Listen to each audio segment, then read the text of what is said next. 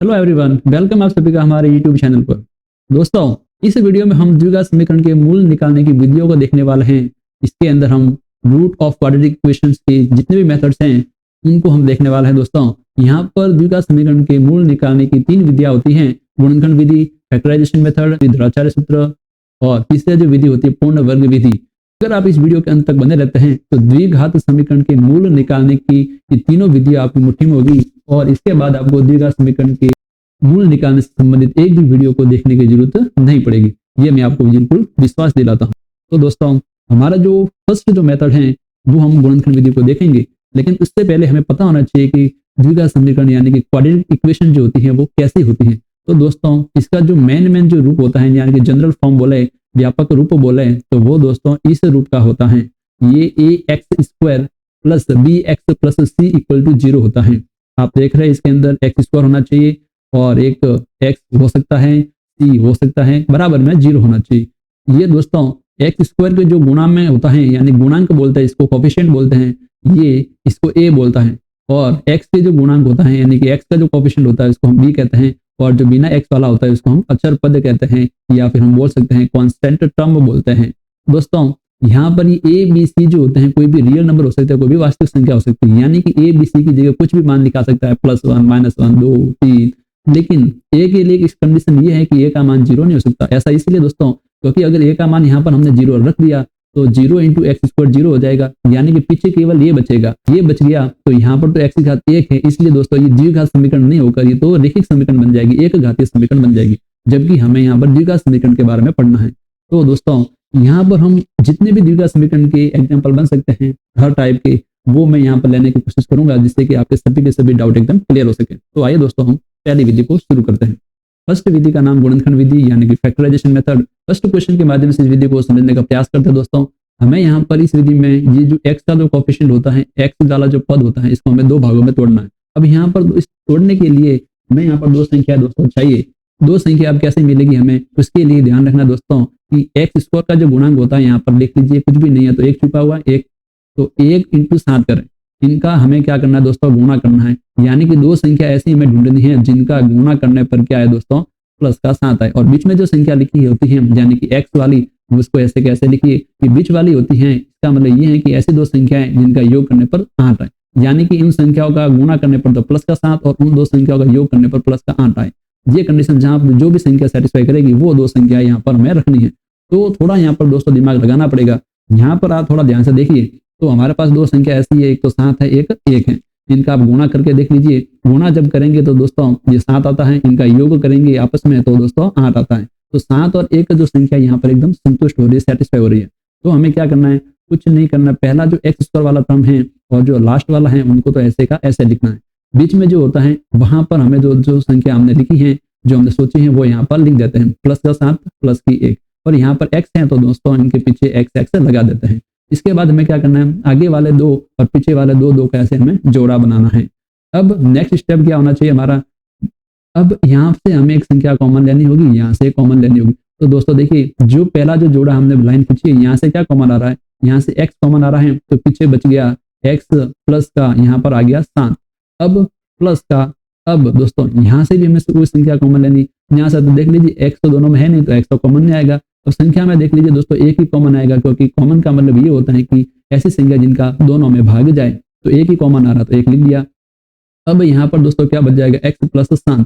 अब यहाँ पर दोस्तों इस मेथड की खूबसूरती ये है कि हमें कैसे पता चलेगा कि हम सही कर रहे हैं कि नहीं। तो ध्यान रखना दोस्तों, ये जो 2 कोष्ठक हमारा है ये समान होने चाहिए। अगर ये समान है तभी हमें मानना है कि हमने सही किया, अगर समान नहीं है तो इसका मतलब गलत है।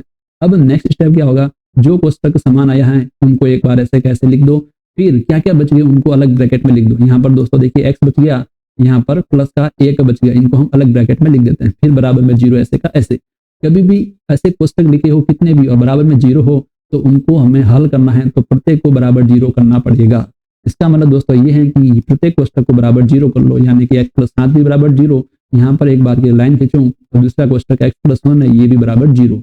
यहाँ पर दोस्तों x का मान क्या आएगा, x बराबर 0 तो पहले से है, प्लस का 7 उधर गया तो माइनस का 7, 0 में से 7 गया तो माइनस का 7। अब इधर से x का मान क्या आएगा, देख लीजिए 0 पहले से है, प्लस का 1 उधर गया तो माइनस का 1, 0 में से 1 गया तो दोस्तों माइनस का 1।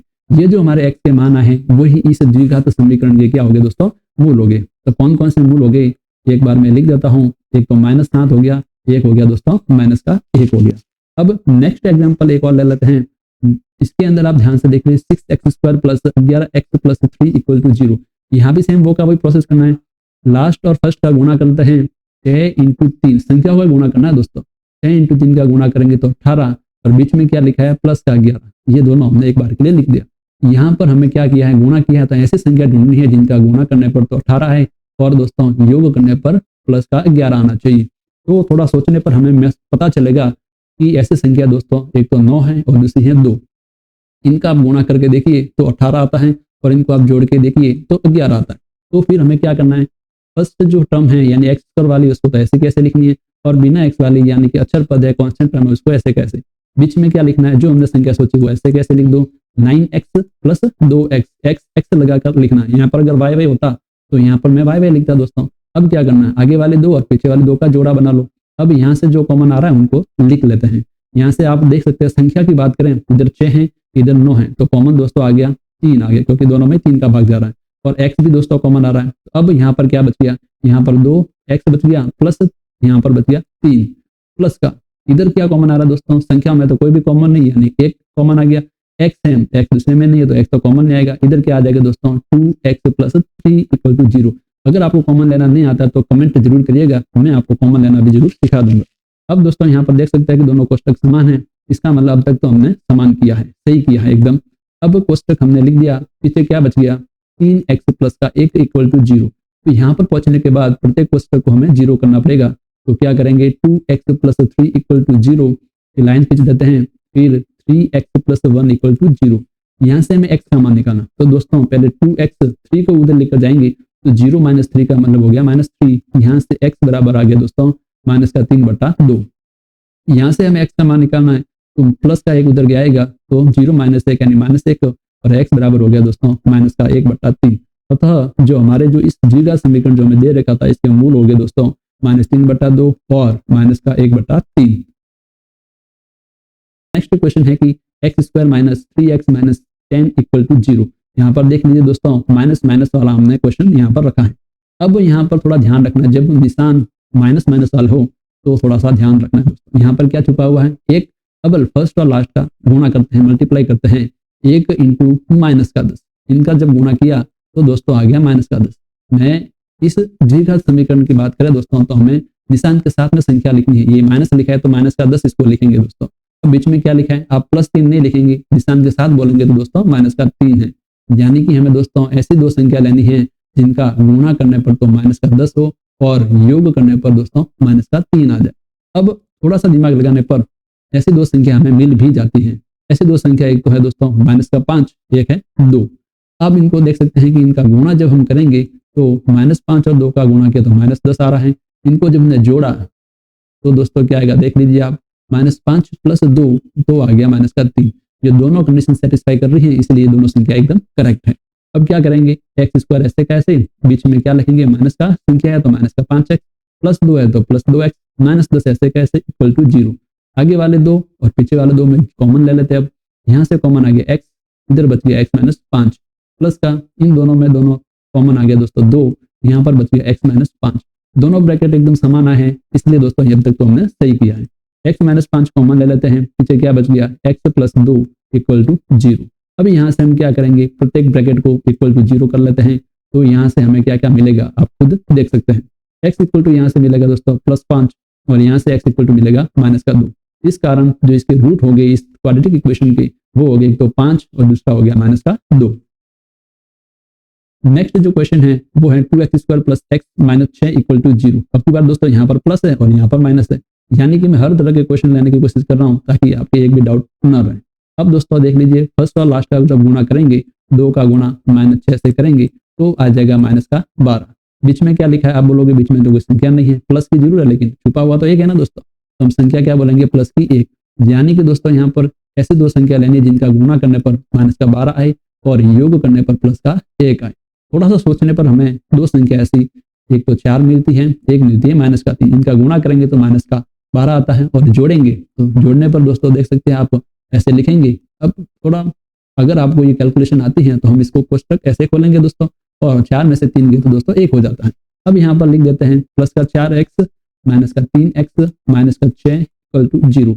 आगे वाले 2 और पीछे वाले 2 में से कॉमन लेते हैं। यहाँ पर 2x कॉमन आ रहा है तो यहाँ से दोस्तों x प्लस 4 मिल जाएगा। माइनस का देख लेना दोस्तों, माइनस का यहाँ पर निशान है तो माइनस लिखना है, यहाँ पर अगर प्लस है तो प्लस लिखना है, निशान थोड़ा ध्यान रखें। अब संख्या की बात करें तो कॉमन क्या आ रहा है, 3 आ रहा है। अब यहाँ पर दोस्तों माइनस का 3 कॉमन लिया है हमने, ऐसा आपको मानना है।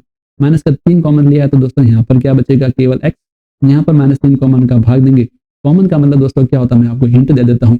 जैसे हमने -6 की बात करें तो -6 में जो कॉमन लिया उसका भाग देंगे तो माइनस माइनस कट गया, प्लस का 2 आ गया, यानी कि यहाँ पर लिखो प्लस का 2 लिख देते हैं इक्वल टू 0। तो दोस्तों कॉमन लेने का मतलब यही होता है कि जो संख्या हम लिख रहे हैं उसके अंदर भाग दे दो, वो अंदर लिखनी है। अब देख लीजिए दोनों कोष्टक समान नहीं आए, यहाँ पर हमने दोस्तों गलती की प्लस का 2। अब देख सकते हैं दोनों कोष्टक समान है, इसका हमने एकदम सही किया है। अब x प्लस 2 लिख देते हैं, पीछे क्या क्या बच गया, 2x माइनस का 3, ये हमारे इक्वल टू 0। अब प्रत्येक ब्रैकेट को इक्वल टू 0 करते हैं तो हमें यहाँ से क्या मिलेगा, आप देख सकते हैं अच्छे से। तो फर्स्ट ब्रैकेट को इक्वल टू 0 करने पर हमें मिलेगा माइनस का 2। यहाँ से दोस्तों पहले 3 को इधर लेकर जाएंगे तो प्लस का 3, x बराबर यहाँ से आ जाएगा 3/2। इसलिए जो इस द्विघात समीकरण के क्वाड्रेटिक इक्वेशन के जो रूट होंगे, रूट्स मिलेंगे, वो मिलेंगे माइनस का 2 और 3/2। नेक्स्ट जो क्वेश्चन है दोस्तों वो है √2x² plus 7x plus 5√2 equal to 0। यहाँ पर हमने देख लीजिए दोस्तों रूट वाली संख्या भी ली है। अब यहाँ पर कैसे करेंगे, वो का वही है दोस्तों तरीका, तो बस √2 का लास्ट वाली संख्या से गुणा करेंगे तो दोस्तों यहाँ पर क्या आएगा, हमें पता है जब ऐसे गुणा करना होता है तो रूट वाली रूट से संख्या से गुणा होता है, यानी कि 5 इंटू। अब दोस्तों यहाँ पर देखो मैं सिखा देता हूँ आपको, अंदर जाता है गुणा आपस में जब करेंगे √2 का तो उसको एक रूट के अंदर ऐसे हम लिख सकते हैं। तो दोस्तों ये हो गया 5 इंटू √4, यानी कि √4 का मतलब होता है 2 और ये हो गया दोस्तों 10। अब बीच में क्या लिखा है, प्लस का 7, यानी कि ऐसी दो संख्याएं लेनी है जिनका ये तो गुणा करने पर है, गुणा करने पर तो 10 आए प्लस का, और योग करने पर दोस्तों प्लस का 7 आए। ये 7 कहाँ से लिखा है मैंने, ये यहाँ से लिखा है दोस्तों प्लस का 7। अब हमें सोचने की वो संख्या कौन सी है, थोड़ा सा अगर हम ध्यान से देखो दोस्तों तो वो संख्या एक तो 5 है, दूसरी संख्या है 2, जिनका गुणा करने पर 10 आ रहा है और योग करने पर प्लस का 7 आ रहा है। अब यहाँ पर लिख देते हैं √2x² plus 5x plus 2x plus 5√2 equal to 0। अब यहाँ पर दोस्तों क्या है, दो संख्या के जोड़े लेना है। पहले यहाँ पर मैं जोड़ा लिया तो कॉमन तो कुछ नहीं आ रहा, केवल x कॉमन आ रहा, संख्या में तो कुछ भी नहीं आ रहा। तो ऐसे कैसे लिखेंगे, √2x प्लस 5 प्लस, अब यहाँ पर क्या कॉमन आ रहा, अब ध्यान से देखिए, आप बोलोगे यहाँ भी कोई कॉमन नहीं आ रहा तो एक लिखा बाद नहीं, बिल्कुल दोस्तों यहाँ पर देखिए 2 है, यहाँ पर √2 है, हमें पता है 2 को मैं ऐसे लिख सकता हूँ दोस्तों √2 इंटू √2। अभी हमने देखा, ये देख लीजिए आप √2 इंटू √2 किया तो ये 4 हुआ, 4 का मतलब दोस्तों 2 हुआ, यानी कि 2 की जगह हम ऐसे √2 इंटू √2 अलग अलग ऐसे लिख सकते हैं। तो √2 की जगह आप मानिए कि यहाँ पर ऐसे लिखा है √2 इंटू √2 फिर x है। आप देख लीजिए √2 इधर भी है, √2 इधर भी, यानी कि √2 तो कॉमन आ रहा है तो हमने √2 लिख दिया। पीछे क्या बचेगा दोस्तों, एक रूट तो बचेगा ये वाला, तो √2 पीछे x, तो ऐसे कैसे प्लस, अब ये √2 बाहर आ गया है तो इधर तो बच जाएगा प्लस का 5 बराबर 0। अब आप देख सकते हैं दोस्तों कि यहाँ पर दोनों कोष्टक एकदम समान आए हैं। अब समान आए तो क्या करेंगे, √2x प्लस 5 पहले लिख देते हैं। अब क्या बच गया वो लिख देते हैं x plus √2 equal to 0। Next हमारा स्टेप क्या होना चाहिए, दोनों ब्रैकेट को अलग अलग 0 के इक्वल कर लेते हैं। अब यहाँ से हमें x का जो मान मिलेगा वही हमारा दोस्तों रूट कहलाएंगे। अब यहाँ से हम कैसे निकालेंगे, आप देखिए √x बराबर पहले 5 को इधर भेजेंगे तो -5, x बराबर दोस्तों क्या हो जाएगा -5 बटा में √2। ये सॉरी हमने रूट के अंदर नहीं लिखना है, ऐसे लिखेंगे -5 बटा में √2। इधर से x का मान क्या आएगा दोस्तों, माइनस का √2, 0 माइनस √2 का माइनस का √2। ध्यान रखना है दोस्तों, देखो हर के अंदर मैं आपको बताऊं तो गणित के अंदर हर के अंदर क्या होता है दोस्तों, कभी भी 0 नहीं आता पहली बात तो, और हर के अंदर अगर कोई वर्गमूल वाली संख्या लिखी है तो उसको आपको बिना वर्गमूल में बदलना होगा। और वो कैसे बदलते हैं, परिमेयकरण करने पर। आप डायरेक्ट ये आंसर तो लिख सकते हैं, अगर आपको अच्छी लेवल की मैथ सीखनी है तो इसको आपको थोड़ा सा हल करके लिखना चाहिए। तो इसको आगे कैसे लिखेंगे दोस्तों, देखिए जैसे √2 है, √2 का √2 से ऊपर नीचे अलग अलग एक बार गुणा कर लीजिए। ऐसा कर सकते हैं दोस्तों, क्योंकि ये से ये कट जाएगा, ये यहाँ पर 1 आ जाएगा, और 1 को किसी में भी गुणा करके ऐसे लिखा जा सकता है, कोई फर्क नहीं पड़ता है। तो √2 को अब लिखने पर दोस्तों क्या होगा, आप देख सकते हैं ऊपर तो क्या हो गया -5 √2, नीचे क्या हो गया 2। अब देख सकते हैं हर के अंदर वर्गमूल हट गया, यानी कि हमारा आंसर अब आया है। तो हमारा आंसर क्या आया दोस्तों, मूल कौन कौन से मिले, एक तो हमें मिला -√2 ये वाला, और दूसरा हमें मिला -5 √2 बटा में 2। दोस्तों अब हम आगे बढ़ जाते हैं। यानी कि हमने दोस्तों हर तरह के क्वेश्चन देखे, प्लस माइनस अलग अलग जगह थे, फिर रूट वाले भी देखे। अब दोस्तों ये भी देख लेते हैं कि भिन्न में कोई संख्या लिखी हो। अब भिन्न दोस्तों यहाँ भी आ सकती है, यहाँ भी आ सकती है, कहीं भी आए, आपको घबराना नहीं। आपको क्या करना है, ये जो भिन्न है, जैसे हर के अंदर क्या लिखा है, 8 लिखा है, सबसे पहले जो हर लिखा होता है, हर को हमें हटाना, यही हमारा मकसद होना चाहिए। अब नीचे हर के अंदर क्या लिखा है, कहीं भी हो सकता है दोस्तों, वो यहाँ भी हो सकता है, यहाँ भी, कोई भी भिन्न हो सकती है। हर को आपको देखना है, जैसे यहाँ पर 8 लिखा है। अब 8 लिखा है तो दोस्तों पूरे के पूरे समीकरण में क्या करो, 8 से गुणा कर लो। जब 8 से गुणा करो तो दोस्तों देखो यहाँ से गुणा करेंगे 2 को 8 से, तो दोस्तों यहाँ पर हो जाएगा 16x²। यहाँ पर गुणा किया तो 8x, प्लस यहाँ पर गुणा करेंगे तो 8 से दोस्तों देखो 1/8 है, गुणा करेंगे 8 से तो 8 से 8 कट जाएगा, तो प्लस का 1 ही बचेगा बराबर 0। अब आप देख सकते हैं कि यहाँ पर हर में अब कोई संख्या नहीं है। इधर भी आप 0 से गुणा करेंगे 8 को तो दोस्तों 0 आएगा, इसलिए हमने डायरेक्ट 0 लिखा है।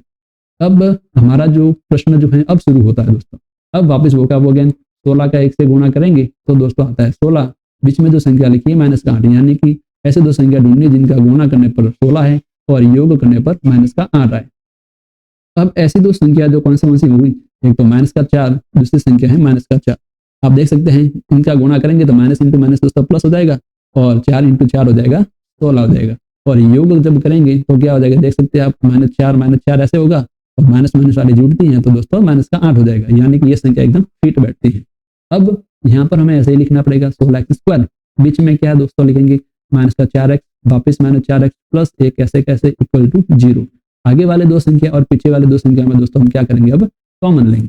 अब यहाँ से कॉमन क्या आ रहा है, आप देख सकते हैं संख्या की बात करें तो 4 कॉमन आ रहा है, और चर की बात करें वेरिएबल की तो x कॉमन आ रहा है। इधर क्या बच जाएगा 4x, इधर आ गया 4x पूरा 12 है तो 1 बच गया माइनस का, ये माइनस है दोस्तों, माइनस ऐसे कैसे, यहाँ पर देख सकते हैं आपको कुछ भी कॉमन नहीं आ रहा, यानी कि 1 बाहर लिख देंगे। अंदर क्या बचा दोस्तों 4x, अब प्लस लिखा है दोस्तों, लेकिन बाहर हमने क्या कॉमन लिया माइनस का। थोड़ा ध्यान रखें, यहाँ पर देखो +1 है, यहाँ पर +1 लिखा, जो कॉमन लेते हैं उसका भाग देते हैं, मैंने आपको थोड़ी देर पहले बताया, भाग दिया -1 का, आंसर आएगा दोस्तों -1, इसलिए हमारे यहाँ पर माइनस का 1 होगा। दोस्तों दोनों कोष्टक समान है, इसका मतलब हमने एकदम करेक्ट किया है यहाँ तक। फिर हम क्या लिखेंगे 4x - 1 इक्वल टू 0। अब दोनों ब्रैकेट को अलग अलग 0 के बराबर लिख देते हैं। दोनों को 0 के बराबर करने पर यहाँ से हमें दोस्तों मिला 4x बराबर 1, यानी कि x बराबर 1/4।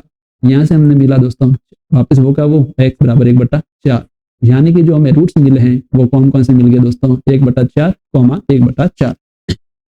अब दोस्तों अलग टाइप का क्वेश्चन है, देख लीजिए x² वाला तो है, लेकिन यहाँ पर x वाला नहीं है, डायरेक्ट वो अचर पद आ गया, कांस्टेंट टर्म आ गया। हमने अभी देखा था कि द्विघात समीकरण तो कुछ ऐसी होती है, यहाँ पर देख लीजिए आप x वाला तो पद है ही नहीं, टर्म है ही नहीं। अब इनको हम कैसे करना है, इनके लिए दोस्तों बार बार ऐसे फैक्टर करने की कोई जरूरत नहीं है, ऐसे हमें संख्या ढूंढने की जरूरत नहीं है। इनके लिए एकदम शॉर्ट एंड स्वीट तरीका क्या दोस्तों, देखिए यहाँ पर अगर x वाला पद नहीं हो, ध्यान रखना है x वाला पद क्या हो दोस्तों गायब हो, तो दोस्तों ये तरीका एकदम अच्छा रहेगा। क्या करना है, सबसे पहले x² इधर रखो और जो भी कांस्टेंट टर्म है उसको राइट हैंड साइड में भेज दो। तो पहले से 0 है, 0 + 16 दोस्तों इधर गया तो ये प्लस का 16 हो गया। अब हमें क्या करना है, यहाँ से हमें x का मान निकालना है, ये तो x² है, तो x का मान निकालने के लिए दोस्तों हमेशा ध्यान रखना, इधर कभी भी अगर स्क्वायर लिखा है और इस पर हमें हटाना हो तो देखो हमने इसको हटाया इधर, तो यहाँ पर क्या करना है प्लस माइनस लगाना है, और जो संख्या लिखी है उसके ऊपर वर्गमूल का निशान। तो संख्या कौन सी लिखी है 16, यहाँ पर x बराबर क्या हो जाएगा +-16 का वर्गमूल आ गया 4। प्लस माइनस से क्या मतलब है दोस्तों, प्लस माइनस से ये मतलब है कि एक तो x बराबर 4 है प्लस का, दूसरा है x बराबर -4। अलग अलग लिखने की बजाय इनको एक साथ में ऐसे लिखते हैं। तो इसके मूल क्या क्या आगे दोस्तों, यही तो मूल x के मान जो होते हैं वही दोस्तों मूल कहलाते हैं। 4 हो गया, 1 हो गया, -4। देख सकते हैं कितनी आसानी से आप इनको कर सकते हैं। अब ये और तरीका प्रश्न, इस प्रश्न में दोस्तों देखिए कि यहाँ पर c वाला पद नहीं है, यहाँ पर x² वाला है, x वाला है, कांस्टेंट टर्म जो है यहाँ पर ये गायब।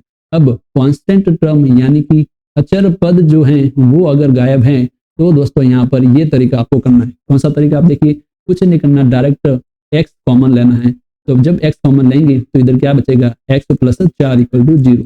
अब आपको क्या करना है, अगर ध्यान से देखें तो 2 ब्रैकेट हमें डायरेक्ट मिल गए, यानी कि जो हम प्रश्न इतने सारे स्टेप करने के बाद हमें 2 ब्रैकेट मिल रहे थे, फिर दोनों ब्रैकेट को 0 करे थे, वो तो एक लाइन के अंदर यहाँ पर मिल जाता है। तो दोस्तों देखिए ब्रैकेट लगाने पर कोई फर्क नहीं पड़ेगा, अब ये और इसको अलग अलग बराबर 0 कर लो, यानी कि x बराबर 0 और यहाँ से x + 4 बराबर 0, अर्थात x बराबर -4। इसका मतलब दोस्तों इसके रूट्स जो होंगे वो क्या क्या होंगे, तो 0 हो जाएगा, 1 -4। प्रश्न में देखिए दोस्तों x वाला पद गायब है, अभी थोड़ी देर पहले मैंने आपको बताया जब x वाला पद गायब हो तो इसको इधर लेकर जाइए, तो 0 - 4 दोस्तों हो गया ये -4। ये प्रश्न थोड़ा अलग है, इसलिए मैंने आपके सामने ये प्रश्न लाकर आया हूँ। अब देखिए जब x हटाऊंगा यानी कि स्क्वायर हटाऊंगा तो दोस्तों क्या होगा, इधर प्लस माइनस लगेगा और वर्गमूल के अंदर ये संख्या ऐसे की ऐसे। दोस्तों एक और मैं आपको जानकारी दूं गणित की, तो ध्यान रखना है कि वर्गमूल के अंदर कभी भी माइनस वाली संख्या ऐसे नहीं आ सकती। अगर आ जाए तो वो दोस्तों वास्तविक संख्या नहीं है, वो फिर कहलाती है कॉम्प्लेक्स नंबर यानी कि सम्मिश्र संख्या। मैं आपको लिख के बता देता हूँ, इसको बोलते हैं सम्मिश्र संख्या। ये आप हायर क्लास में पढ़ते हैं, 11th-12th के अगर आप स्टूडेंट हैं तो आपको अच्छे से पता होगा।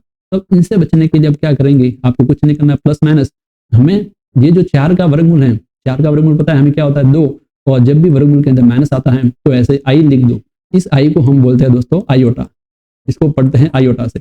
यानी कि x के जो मान आगे कौन क्या क्या आ गया, एक तो +2 आयोटा, एक आ गया x बराबर -2 आयोटा। अर्थात इसके जो मूल होंगे दोस्तों वो होंगे 2 आयोटा, दूसरा बोले तो -2 आयोटा। एक तरीके से बात करें दोस्तों, ये जो वास्तविक संख्या नहीं है, वास्तविक नहीं एग्जिस्ट नहीं करती दुनिया में, है ही नहीं। अगर आपको कोई पूछे क्या इसके मूल निकलेंगे, वास्तविक होंगे, तो हम बोलेंगे नहीं निकलेंगे। अब आगे वाले ने बोला कि निकाल के बताओ, मैं तो कैसे भी, तो फिर आपको ये बताना है, एक तो 2 आयोटा होगा, दूसरा -2 आयोटा होगा। तो दोस्तों ये फर्स्ट टाइप हमारा जो विधि है ये हमारी कंप्लीट होती है। मुझे पूरी उम्मीद है दोस्तों कि ये आपको बहुत ही अच्छे से समझ में आई होगी।